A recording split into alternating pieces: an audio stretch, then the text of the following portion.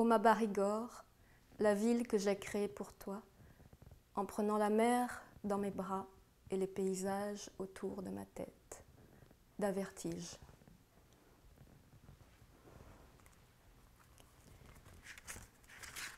Quand on marche dans les aubes d'un continent vieux, il arrive que des ancêtres nous bousculent en nous prenant les mains. Et nous tombons à genoux pour sentir le ciel dans le sol. Le mauve dans la paume, toute la beauté du ciel.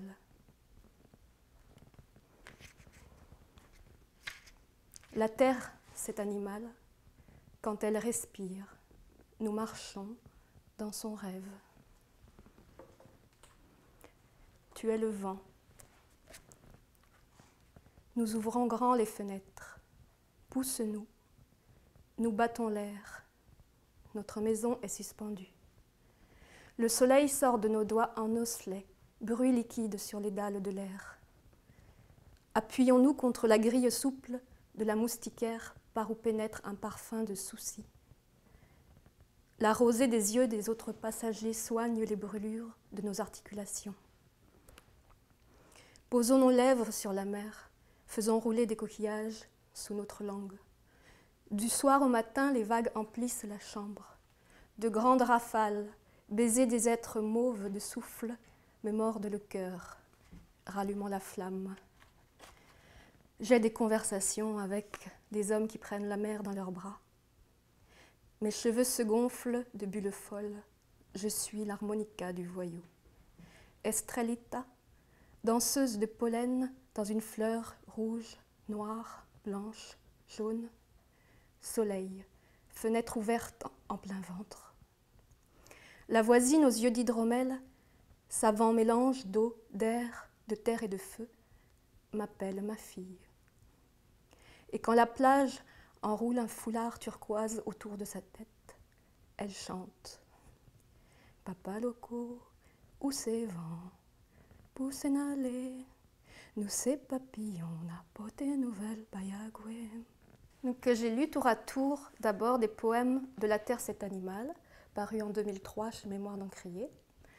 Et le livre est allé avant moi en Haïti, puisque René en avait envoyé des exemplaires à l'époque. Et quand des Haïtiens revenaient à Montréal, arrivaient à Montréal, ils me disaient qu'ils avaient lu mon recueil. Ils disaient « C'est toi Laure Morali, l'auteur de La Terre cet animal ?» Et j'ai dit « Comment ça, vous connaissez mon livre ?» J'étais surprise parce qu'au Québec, peu de personnes l'avaient lu, donc j'étais touchée de savoir que j'avais des lecteurs en Haïti. Et le deuxième texte est tiré des Bruits du monde, une anthologie dirigée avec Rodney Saint-Éloi. Vous avez peut-être reconnu les clins d'œil que j'ai faits au poète d'Avertige et au poète Magloire Sainte-Aude, ainsi qu'à Jacques-Stéphane Alexis. Mon nom c'est Laure Morali. Je suis née en France en 1972 et j'ai grandi en Bretagne. Mon père est originaire d'Afrique du Nord et ma mère est française bretonne.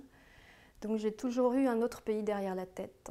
C'était peut-être celui de mon père, de mes grands-parents. Mais en vivant au bord de la mer en Bretagne, sur une presqu'île, c'est l'appel du large vers l'Amérique que j'ai suivi.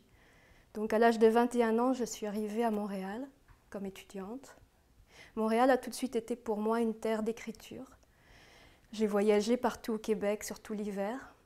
Et c'est sur ces routes, dans le silence de la neige, que j'ai pu enfin entendre la voix que j'avais dans la tête. Donc c'est avec les paysages d'ici, du Québec, et les lectures, beaucoup de femmes poètes québécoises qui m'ont inspirée, que j'ai pu naître ici comme écrivaine.